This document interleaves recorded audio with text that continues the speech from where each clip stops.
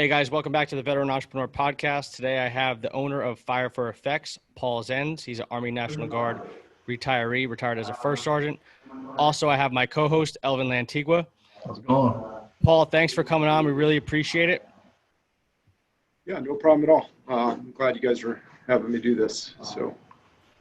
Yeah, this is important for us to kind of share everyone's story and sort of outline how they transition to entrepreneurship, how they found their way, what struggles they endured, how they overcame those struggles, and just sort of highlighting that process. All right, there's just a lot of important lessons that could be learned from that. So why don't you briefly outline some of your military background and just kind of share with the viewers and listeners sort of what your career entailed.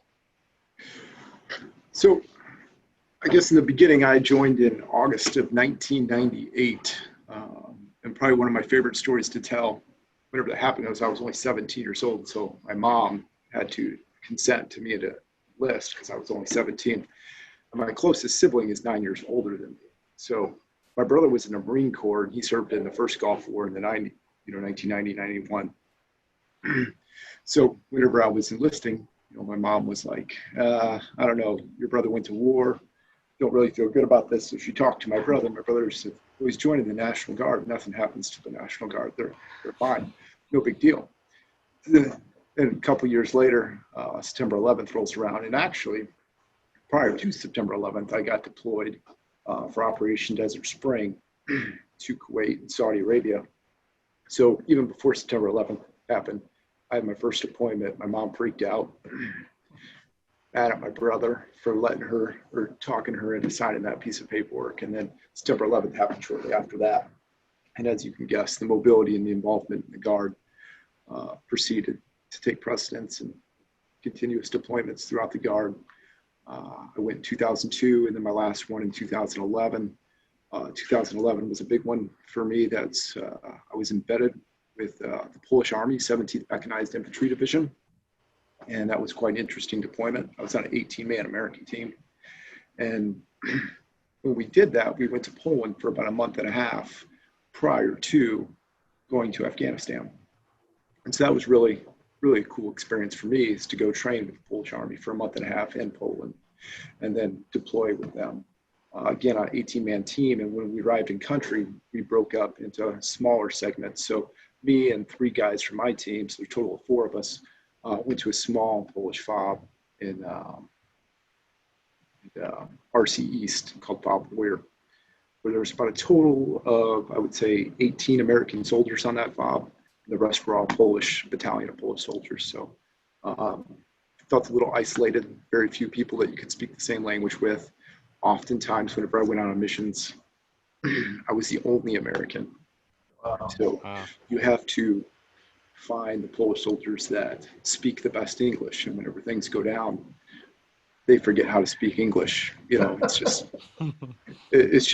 the nature of the beast. I mean, it's their second language. They're communicating in Polish, so just trying to understand what's going on, comprehend a little bit of it. So, I had distance and direction down, and that was about all as far as I knew. What was the first few words that you learned? Yeah, so that and a lot of swear words. So you figure that out real quick. But so yeah, we'd go out, and then anytime the Polish were interacting with an American element, they'd have to send one of us Americans to go with that Polish element. So at the time, I was a sergeant first class, and on my FOB, I was with a major, sergeant major, me and a staff sergeant. So you can guess between me and the staff sergeant, we were the ones going out on the constant missions. So it made for a very, very interesting deployment, a lot of activity out. By the time that concluded, I want to say out of the 18-man team, I think 2 or 3 Bronze Stars were awarded. I received one of them. Wow. But I learned a lot in that process, and that was probably the most humbling experience I've ever had as far as going out on patrol. I can recall one time, and if I'm going on too long, interrupt me and just tell me to stop. No, go for it. No, go ahead. But I can recall one time I was supposed to go on a mission for 5 days, going from a couple different FOBs, and going to end up in this place called Giro, where I talked to my wife. I Skyped with my wife almost every day while I was there. And say, hey, I'm not going to be able to talk to you for about 5 days or so. Maybe on this mission, I'll be back. And she was like, okay. So that mission ended up taking 12 days. I think we hit 5 or 6 IEDs, encountered close to 12. I think it was probably gotten 5 or 6 ticks during that process. But I remember on day 5, we still weren't to Giro, so we still weren't to the objective. And I remember thinking, man, I've got to call my wife. I promised her I'd call her on day 5. So I remember sitting there at night and in this 360 as everybody just broke down in the middle of this road. I grabbed the Polish sat phone. And so I'm sitting there with the sat phone like this, with my weapon out, just doing my, doing perimeter security, talking to my wife, just being like, yeah, we're just a little delayed, no big deal. I'll get there soon. I'll get there soon. I'll never forget that. That might be one of the greatest commercials ever spoke about. Make sure to sell that to somebody. Yeah. That can go a long way. Yeah, so that was interesting. And then another interesting part of that mission was that place was so isolated. And I remember it clicking to me that how different that country is compared to everything we know as far as news and communication and just having this, the world at our fingertips whenever it comes to the internet. We went into a small town. I can't remember the name of the town. And they thought that we were, because I was with Polish soldiers, so remember that. So, they had the Eastern European look. They thought we were still the Russians there that were occupying it from the 80s. Oh my God. Yeah, so so as far as current events go, I just realized then it clicked to me, like, they have no idea what's happening in the outside world, like how fortunate we are to have everything that we have. And that was it was mind-blowing to me to think that the Russians have been there for 30 some odd years. And here they still think the Russians are occupying land in Afghanistan. So it just boggled my mind a little bit. And that was one of those things I just, I'll never forget. It's just a weird and unique experience.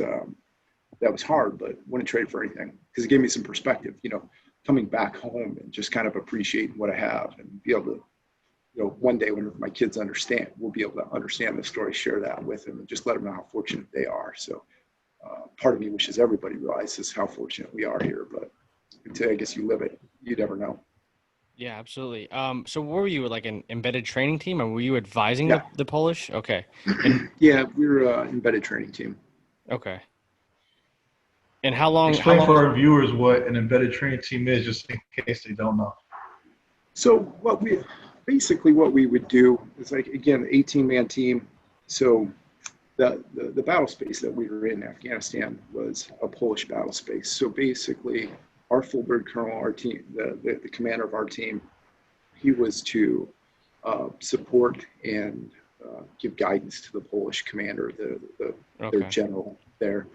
And as far as, the NATO regulations, all that stuff, and just tactics and stuff like that. So that was all top-down stuff that kind of got trickled down to us whenever we went on a mission. So it's very layered. It was almost, at the division level almost is what he was operating at. But then since I was part of that small team, I kind of got to see things trickle down from division to brigade to battalion, all the way down to company and the individual soldier level. Where I was at, I had just a battalion there. So again, whenever they would go out with like the American EOD team or something like that, one of us would have to go there to be able to communicate with them on the radio. As far as, making that communication smooth between the Polish and the American elements that were there. So that's pretty much what we did, just train and advise. And very little training. Actually, we were the ones being trained on how they do tactics and stuff like that because, I'm an 18-man team. We're an 18-man team getting embedded as, this brigade. So, who are we to go in there and train them how to train a whole brigade on what 18 of us wanted to do? It was more like, let's just learn their tactics and their preferences and how they operate, get familiar with it. If we see a big gaping hole, then yeah, we'll consult them on it. But a lot of these guys have been there before, done that before, second, third deployment. So there was really nothing nothing there for us to train them on. It was more advising and just kind of working with them hand in hand and making sure the communication was solid between the American elements and the Polish elements. Because where we were at was kind of the midway point between Kandahar and Bagram. So a lot of times American logistics companies would come up from Kandahar and come down from Bagram, and then they meet at our location, stay the night, transfer loads, and then go back their own separate ways. So there was a lot of American elements going through that battle space. So that's kind of the need for us there as that team, is to be able to communicate with all those people and hold all together, handle Blue Force Tracker and all this other stuff, call on air support, and do all these things that were all done in English. So what you're in the National Guard at this time, right? So what are you doing for a full-time job? So I worked. So whenever I was going to college initially, I just worked at a factory, worked odds and ends jobs, just like any other college student did. And then I started working for the Guard full time for several years. And then after that, I went to work for my wife's family, selling semi-trucks at a semi-truck dealership. And that's where I work at today, full time. And then Fire For Effects is the business that I own. And me and my partner, Matt, we do that in conjunction with having our own job. So I work here at the place that sells semi-trucks, and he works for the Illinois Army National Guard full time. And then Fire For Effects is kind of like a retirement plan. We're just trying to slowly build it to become a bigger business while we both are afforded the opportunity to have other full-time jobs. So we're not reliant on the income, which has its positives and negatives whenever it comes to running the business. Well, I loved your story about how the sort of the inception of the company came about. So if you could outline that, I mean, I think that's pretty cool, because you didn't have any foresight, right? That you didn't have your eyes set on starting such a company, or really any company for that matter, and you sort of just stumbled upon it, right?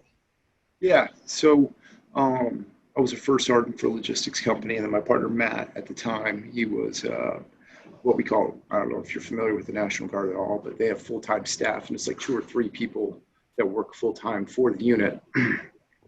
And then me being a traditional Guard soldier, 1 week in a month and 2 weeks in the summer. So Matt was full-time. So he was my point of contact on a full-time basis. He's what they call readiness NCO. So me and him were conversing damn near daily, just on company business and what we need to accomplish for the unit and stuff like that, soldier care, soldier issues, all that stuff. So we got pretty close, and in 2016, we were in charge, our company was in charge of hosting the battalion ball. So whenever we did this, we've been to battalion balls before, and they're pretty boring, honestly. There's not much to it. You get dressed up in your blues or your ASUs now. You go there and they play some music, you'd eat a nice dinner, some people would talk, and that's about it. The lower enlisted didn't really enjoy it. It was more dog and pony show than anything. So we had a great commander at the time. So the commander, full-time staff, leadership of the company, and myself, we sat down and we're like, look, we want to do something different. We want to make a battalion ball that every soldier's going to enjoy, just not the colonel. The private's going to enjoy attending this. So we came up with some creative ways to raise some money that we could help support what we wanted to accomplish. So we hired a band, a live band, and we were able to track down a Medal of Honor recipient, had him come be our keynote speaker. Wow. Which, anytime you get the opportunity to listen to a Medal of Honor speaker, you should just sit down, shut up, and listen. Enjoy every second of it. So his name is Alan Lynch. He's the Medal of Honor recipient who attended. And we reached out to a Gold Star family that was local, invited them to come as our guest of honor. And then we worked with the local VFW to raise some money and help us kind of put this event on, and a couple other small businesses locally that helped us out. So we're sitting around, we're like, man, we want to do something, just great for the Medal of Honor recipient for taking the time to come talk to us, for the Gold Star family, and for the VFW. So what do we want to do? We don't want to go to the state headquarters and say, hey, build us some cheap plaque. Like we want to give them something that they're going to take home and really appreciate. So Matt's like, hey, I got this idea. I can build these wooden flags. I've seen it on Etsy before. And he was really And Matt's he's a craftsman. He's like, let me try to build these flags. I got this idea. So we built these awesome flags for the Medal of Honor recipient, for the Gold Star family, for VFW. And so when we're at the battalion ball, we present these flags to them on the stage in front of everybody. And everybody just afterwards was like, hey, those are awesome, man. Where'd you get them? Tallman built them. Really? Yeah. And so, there was a lot of people that wanted to know where we got them and thought they were really cool. And the recipients just were kind of blown away. So over the coming days after that, I was talking to Matt, I was like, you've got a talent and you should do something with it. And that's just kind of where the idea of Fire for Effects blossomed into making these custom wooden flags. And we've seen it before. I mean, Flags of Valor's out there, Heritage Flag Company. I mean, there's a ton of them, right? This is 4 years ago, so there wasn't as many. There was just a handful at the time. And so there was a place for us in the market. There was some opportunity there. So we just kind of snowballed that idea, and I called a lawyer like within a week, and it's like, hey, what do we got to do to set up an LLC? It's like, do this, this, and this. Got an LLC set up, and we just started kind of building one flag at a time, making a couple. That's interesting. And you started with an LLC first before anything. Did you feel like that was extremely important before you moved forward, and why? Yeah, well, we wanted to be legit. I want to do things the right way. So, of course, we built a couple flags for a couple friends to get the money to pay for the LLC. But there was some testing. Okay, good. Yeah, there was some testing. It was a testing phase. Research and development. There you go. Yeah. So we did that. I mean, but we were legit pretty quickly. I mean, so you think about it, it was probably July or August that we did the battalion ball, and we were a real legitimate business come October 1st. So, 2 months, 2-3 months tops of, getting paperwork in line and kind of developing this business, this idea, and turned it into a reality. And it was, set up, all the big deal requirements that you have to do. You have to have a Facebook page. Most importantly, you have to get a website and all this stuff. So, got all that stuff up and running by October 1st and moving pretty quickly on that. What did you do to get the website going? Did you do it yourself? Did you hire somebody? How did you get that started? No, so I just talked to a couple people. And who are a couple of people? Like, just kind of like, you're not going through Craigslist, right? Like, are you using no, just like Facebook as well? Like, how are you getting to that stage? So I had some friends that owned a business, so I talked to them, found out what they were doing as far as their website goes, and then so we just I found the simplest way to do it was set it up on Shopify. It was $29 a month. Yep. Boom, it's pretty easy. So that's what we decided to do. And it's interesting you bring that up. Like, how did we get there? So during this process, in these first couple months, we were trying to just figure out even how to run a business. What was the best way to do it? What do we need to accomplish? What do we need to get smart at real quick? So one of the guys that was on the 18-man team in 2011 with me, I was talking to him. He's a good friend of mine. He's like, hey, there's a guy that was in the Guard. He's not in the Guard anymore, but I was his first sergeant there for a couple years after Afghanistan. And he runs a company called Grunt Style. I'm like, okay. They're pretty, that's a legit company, so I'm like, all right. So I start researching them, and they were in the southwest suburbs of Chicago. So I just went on Facebook Messenger, found Dan, the owner of Grunt Style. And we had a couple of mutual friends on Facebook just because he was in the Guard. So we had some mutual Guard friends. So I just shot up a message on Facebook Messenger. It was like, hey, my name's Paul Zens. I'm a first sergeant in the National Guard, just starting up a business. I know you're in the Guard. I deployed with your old first sergeant. I was wondering if you'd take maybe 5-10 minutes to answer some of my questions. And I mean, within a day, he responds. And I was just like, what? Wow. Like that kind of shocked me. I wasn't expecting to get a response. And so he responds within a day, and he's like, yeah, come on up. Let's talk. And so within a week, I'm sitting up in his office, and I'm just like, pen and paper, just ask him every question that I can think of to ask him on how to run a successful business, Can you give me like one or two good questions and answers you got from that? Yeah. So, one of the things I asked him was, well, what advice do you have for me, starting a new business, lessons learned from you? And the thing he told me was, hire your weaknesses.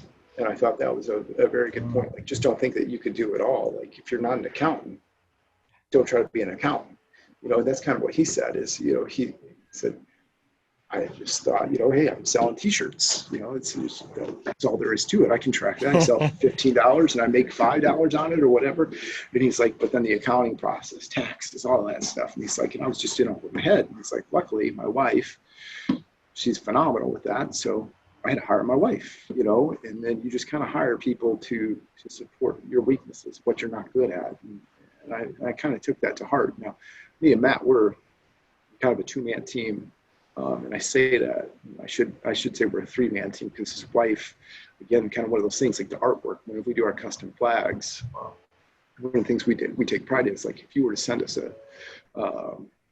say, hey, I want my unit crest in the union, and you send me a crappy picture of your unit crest, then we got to go and digitize that and make that look sharp, look real, and get that into a vector image so we can laser that onto the flag. So his wife, Matt's wife, is went to school for graphic design or graphic art or something like that. So that's with his artwork, because we're just a bunch of dumb infantry dudes, like we don't know what to do. So, again, it was kind of one of those things like that was a weakness we had. We had this great idea how we're going to customize all this stuff. But when you start getting these requests for images that you have no idea how to make them into a vector image, but she does. So come on, come help us out. And so that was one of the key things that, from having that conversation with Dan at Grunstyle to, incorporating in our business was, bringing that piece on. And with that, and throughout the years, I've called on other companies just to pick their brain.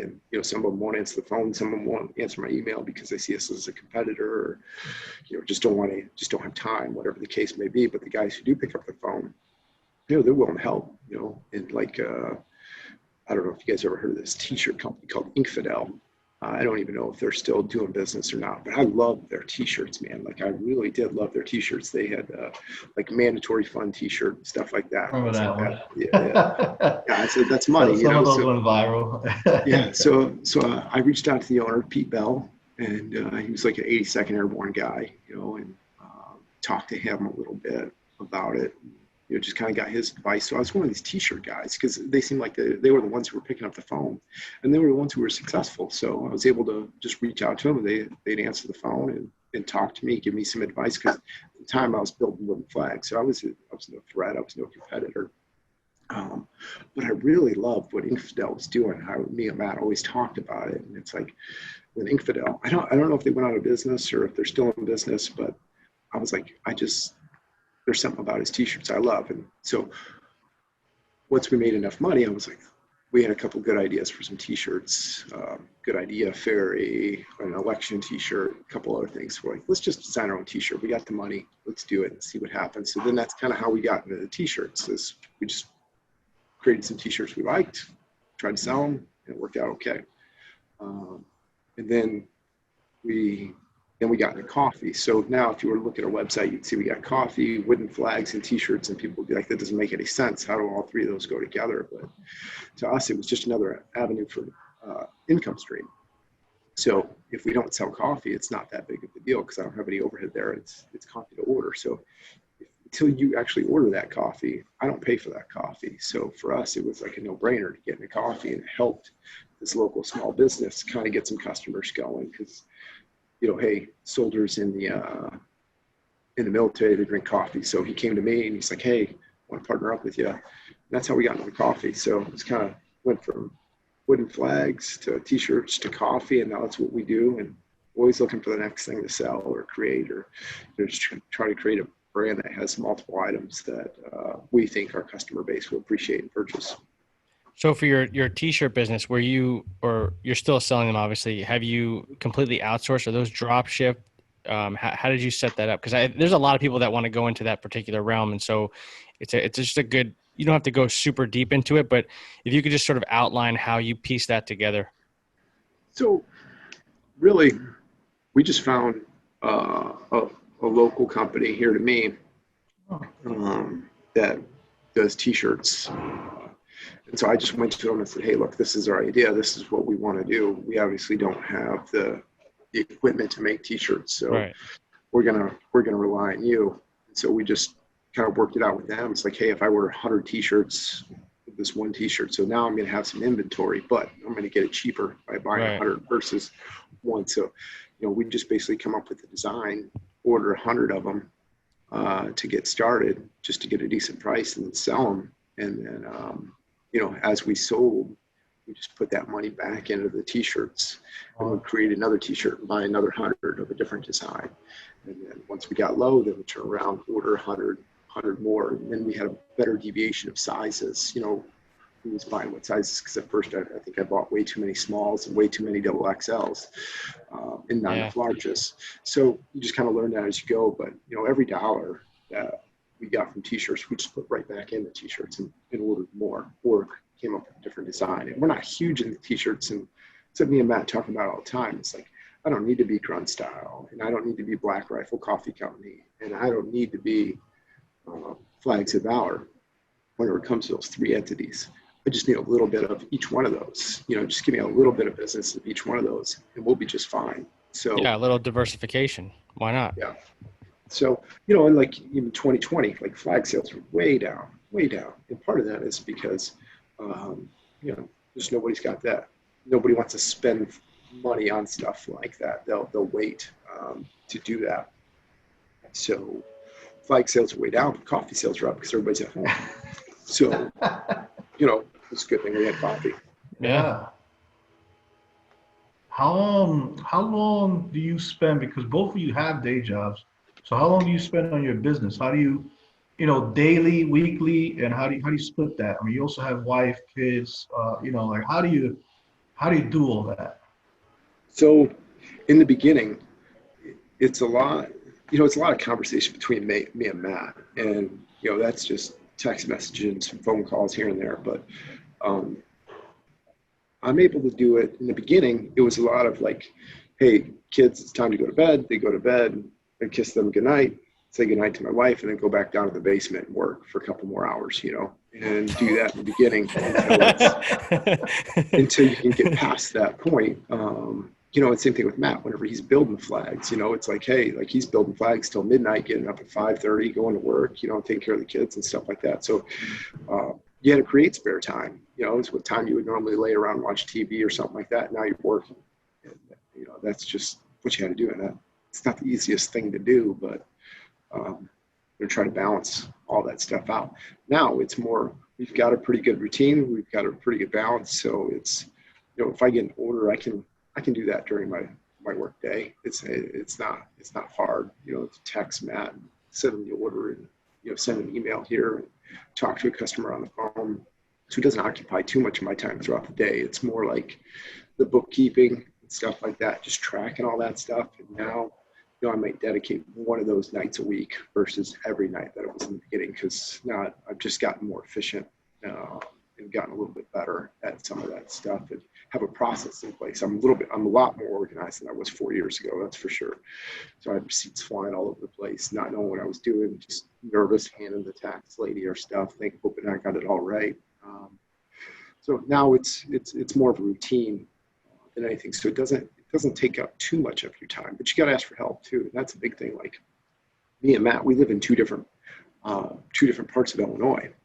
So it's like, we don't live in the same town. So to operate a business together, have a conversation, there's times where we put our kids to bed and then drive an hour and a half each and meet halfway in this little town off the interstate and talk, exchange stuff. Like he'd give me receipts.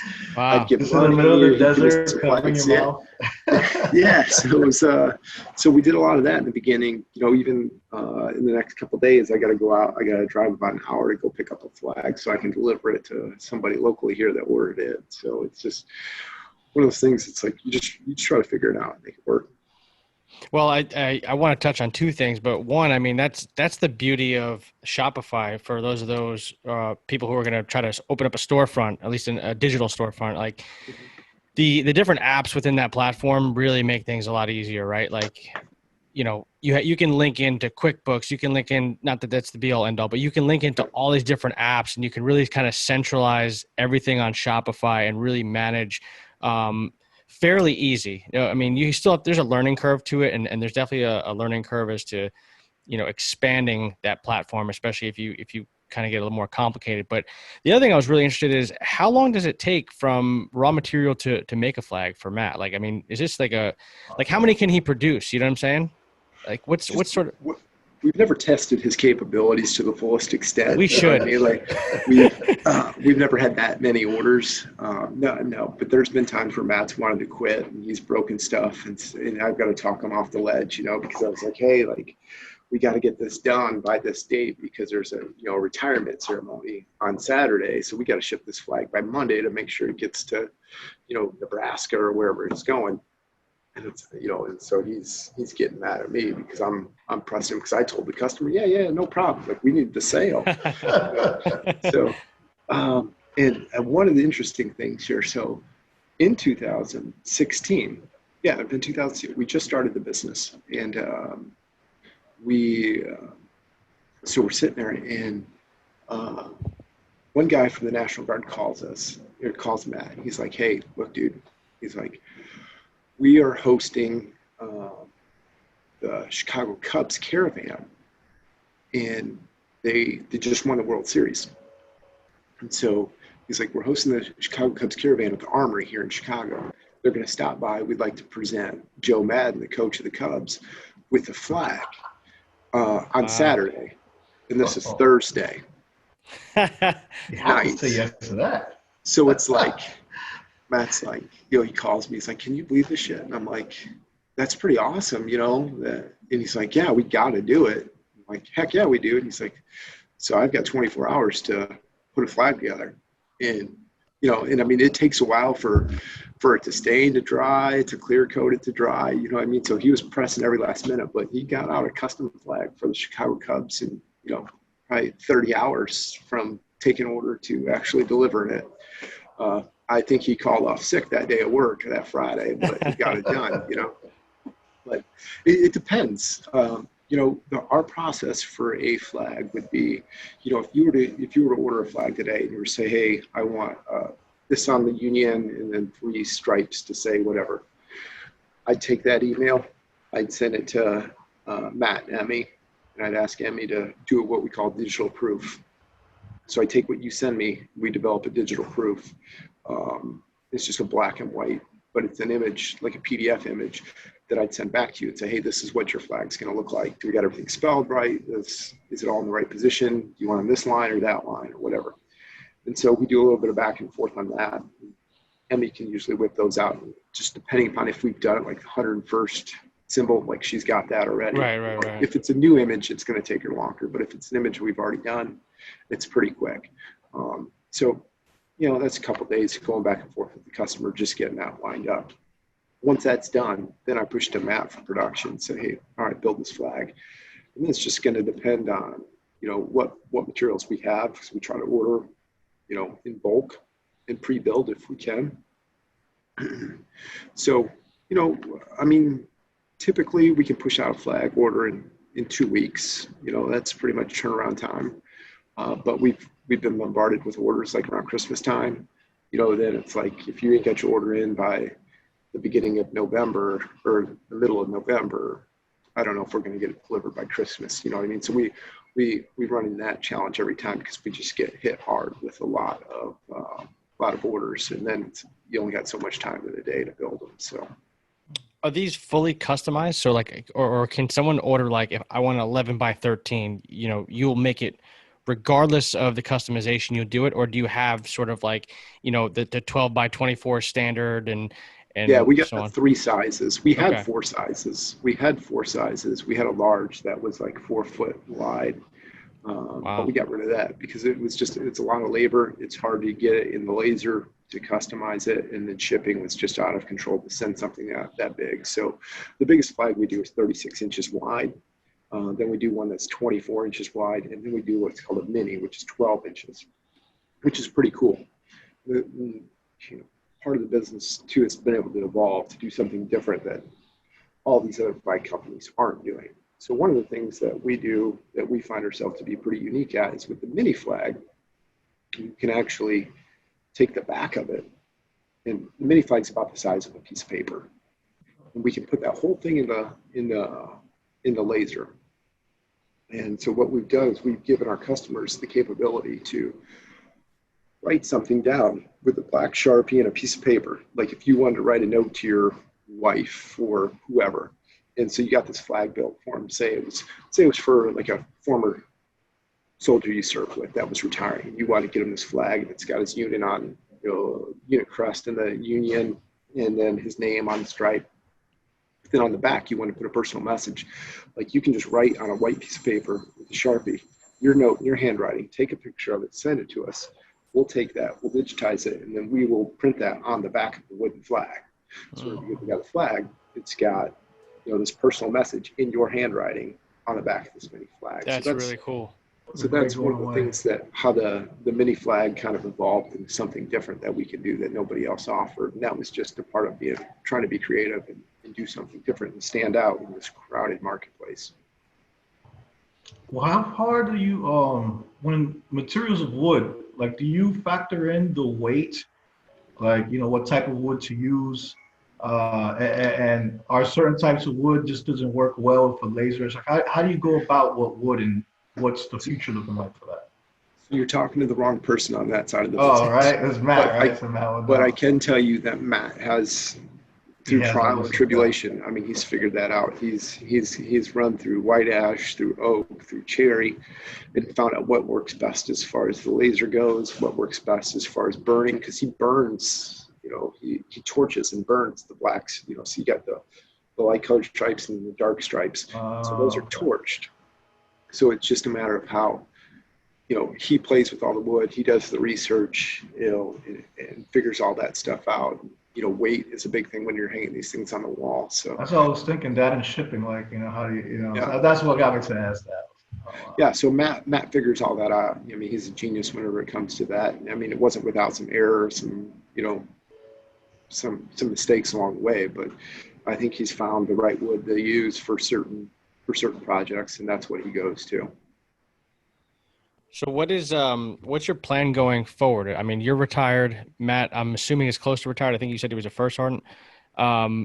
Is this gonna become full time? Are you sort of preparing for the transition, or are you kind of still doing it part time, or going to do it part time? Yeah, so we'll both do it part time, and we're going to continue to try to grow the business. And as we grow the business, we will start to get help. That's the big thing. Is like we have goals that we want to accomplish and that we want to hit. And if we hit those goals, then we know, like, hey, if we get to this certain point of revenue or this certain point of sales, like we're going to have. Then it'll allow us the opportunity to hire somebody full time or whatever and help, we'll still do what we do. But if we're capable of getting it from nothing to that point, doing it part time, then I think we're going to have to cross that bridge when we get there. But I think we'll be able to maintain and manage it the same. And part of it is just trying to be as efficient as possible. Like I said, with the t-shirts and with the coffee, it's more about logistics, getting it all picked up, getting it ordered, making sure the timing's right, than actual time consumed on those two pieces. Flags a little bit more time consuming, and we've gotten to the point to where Matt has found people that he can rely on to help him build flags or do pre-builds, and we'll pay them. Like, hey, you pre-build a couple of mediums for us, and we'll give you this amount of money, and we'll take them, and then whenever we get the order, we'll customize it accordingly. So we're starting to phase into that a little bit, where we're hiring people to help us grow the business. Yeah, that's awesome. I mean, the fact that you have 3 sizes, I think really helps, because if you were doing everything custom, I mean, you'd be pulling your hair out. But Yeah. the fact that you can sort of, make a X amount of mediums and larges and smalls, that would really help streamline the process, no doubt. Yeah. And those are all things that we learned along the way. You know what I mean? Like day one, it was like, hey, just let's build some flags. And then 4 years later, the efficiency's gotten there, and just, you got to make a lot of mistakes and we're going to make a lot more. But with every mistake, like me and Matt talk about, it's like, just try not to make the same mistake twice, learn from that one mistake and go from there. What's going to be your next goal? Like, what's the next step that you're trying to reach right now? I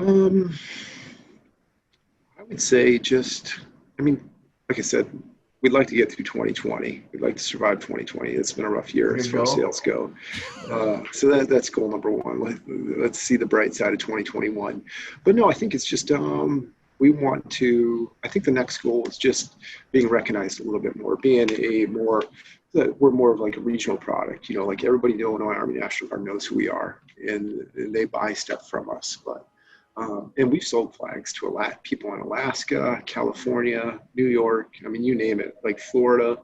But just trying to expand that. Like, for example, we do business with a company down in Niceville, Florida called Crab Zone, and they specialize in EOD memorabilia. And how we got connected with them is one of the first flags we built was for a guy that I was in Afghanistan with that was an EOD tech, and he lives out in Connecticut. And so he saw what we were doing. He's like, hey, I'd love this, this master badge EOD crab on a flag. And like, that's awesome, So we built him the flag and shipped it to him. And then like he shared it on Facebook. And next thing you know, we're pumping out these EOD flags like there's nobody's business. And so I'm like, man, like that's a pretty cool niche. So I'm just doing a little bit of research, and I find a store down in Niceville, Florida, who specializes in EOD memorabilia. And then I see like all these EOD guys that have been buying flags from us, like them on Facebook and all that stuff. So I just reached out to them. It's like, hey, like we're building all these EOD flags. That's your specialty. Can we just build you guys flags and you guys sell them in your store? And we'll sell them to you at a discounted rate, and so you can sell them at the same price we do. And yeah, he was open to it. So he ordered like 5 or 6 flags and then orders more. And then he's got them on his website now, so where you can order it from him. And so now that EOD flag is like, we don't build EOD flags for anybody else, just for him.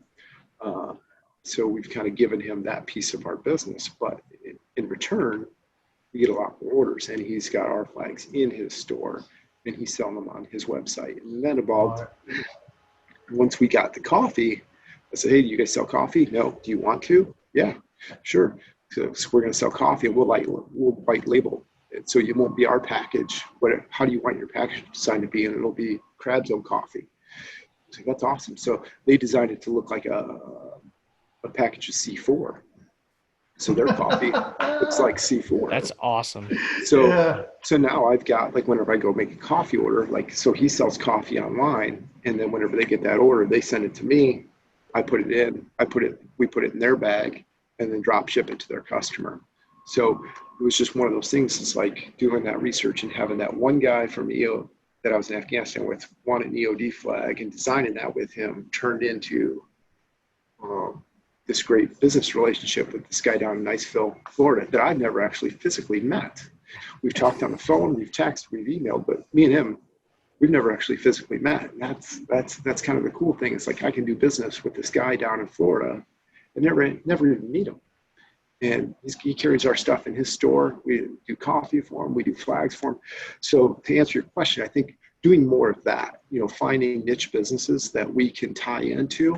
And I've tried it and I've got denied, like we did this really cool Navy SEAL flag. So I was like, so I reached out to a similar store that does Navy SEAL stuff, and they didn't have any interest. It's like, okay, well, move it on. I'm going to find one of these days, I'm going to find somebody who does, that we can develop that same relationship with that we got with Crab Zone.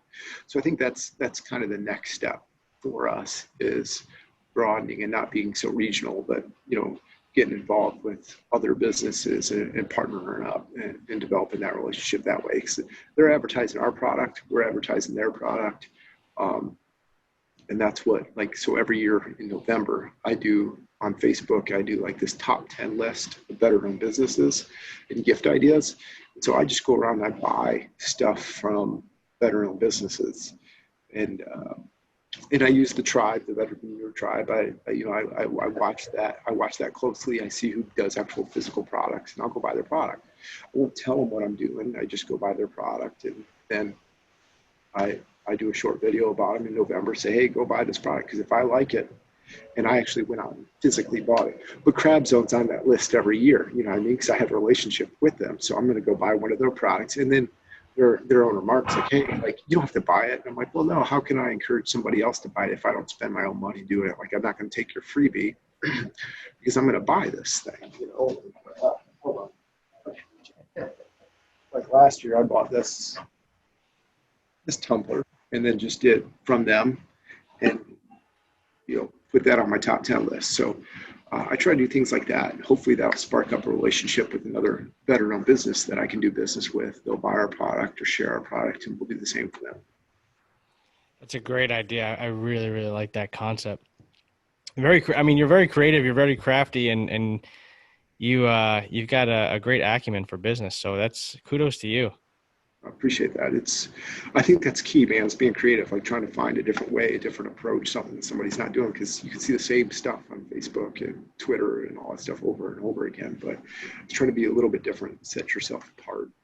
Well, you're given real organic value. You know, it's genuine, and I think people see that. You know, it's very easy to see when people are superficial, especially on social media and Facebook and Instagram. I mean, you see it everywhere, and you cringe every time you see it. You know, and when you see it legitimately, and you're like, wow, this guy is really, you know, he's standing behind this, and he went out and he bought these goods, and he's representing them. And I mean, you know, people see that and like, wow, like I have trust in Paul. You know, we've bought from him before. Let's go ahead and explore out this other product. And that's really powerful, especially for the veteran community. Like, seriously, kudos to you. That's phenomenal. No, I appreciate it. Like I said, it's you know, I've run across people who don't want anything to do with us because we're a veteran-owned business, and it's like, and they're a veteran-owned business, and for some reason they feel threatened, or, you know, just they don't want to share their success. And it's like, look, man, I'm not trying to steal your success. I'm trying to be successful too. And I want, you know, if I can find somebody else with that same mindset, that same business who's is going through what we're going through and what we've went through, like, why not help them out? You know, it's like it's interesting because I've taken phone calls now from businesses starting up. They're like, hey, can you give me some advice? And I'm like, it seems odd that I'm the one giving advice, but here's what I got for you. You know, it's like, hey, let's be creative, be bold, like go out and just, you know, if you hear no, don't let it beat you up, man. Like keep going after it. It'll get there. And I believe in the product. I believe in our company. And I think that's the biggest thing is like, it's not just a whim. This is something that me and Matt want. You know, we want our kids to be involved in this. So that's how long we want to sustain it. We want it to be business that's got some staying power. Yeah, I totally agree with that sentiment too, because I mean that's why I started Dot Mill Gear. It's like I don't know if do you follow Veteran with a Sign on Instagram? What's that? There's a page called Veteran with a Sign on Instagram. It's like a comedic kind of veteran humor page, whatever. But it's basically these two guys in green skivvy shorts and shirt, and they hold up this cardboard sign, and it has some sort of, you know, funny saying on it. Well, the other day they had posted something that was basically outlining how, you know, veterans hate on other veterans when they're successful. And it's like, why is that? You know, it's there's no need for it, you know, and that's one of the reasons why I created Dot Mill Gear. Is like, I want to create a platform where everybody can grow together. I mean, we're all in the struggle together. We've all been through whatever we've been through in the military. We've all experienced it. We've all transitioned. We've all had that hardship. And some of us still are transitioning, and some of us are struggling, and some of us have made it. But like, let's try to give each other the opportunity to rise up together, right? Like, you know, just because you know, Black Rifle Coffee's killing it in the coffee game, it doesn't mean, you know, Paul can't sell great coffee and we can't help support him. You know what I mean? Like, there's just no reason for it. You know, especially if you have a great idea and a unique idea too. I mean, but yeah, I totally agree with that. And again, thanks for sharing that. Yeah, no, and you know, it's just one of those things I learned. Like I said, Grunt Style was big whenever I approached him. I mean, they were big. And just the fact that he took the time out of the day to, spend an hour, hour and a half with me. Like, I took that to heart. And it's like, this dude actually cares and wants to see other people succeed. And look how successful he is because he's got that mindset. So that was one of those things that was like, let's just keep on driving that home. Let's help out. Let's do as much as we can. Like I said, that top 10, I may spend 150, $200 buying, $20 gifts from other veteran companies. But, if I can get 5 or 6 people to buy, some nuts from some lady, veteran-owned company up in Minnesota, then, that's $120 of sales that she didn't have. So if I can contribute to that just by making a 2-minute video and spending $20, I'll do that all day long. And then the hope is that they'll recognize that, like, yeah, hey, not necessarily buy a flag from us, but maybe they'll share something that they think is cool and somebody will see it. They'll buy a flag from us or buy coffee or buy a t-shirt.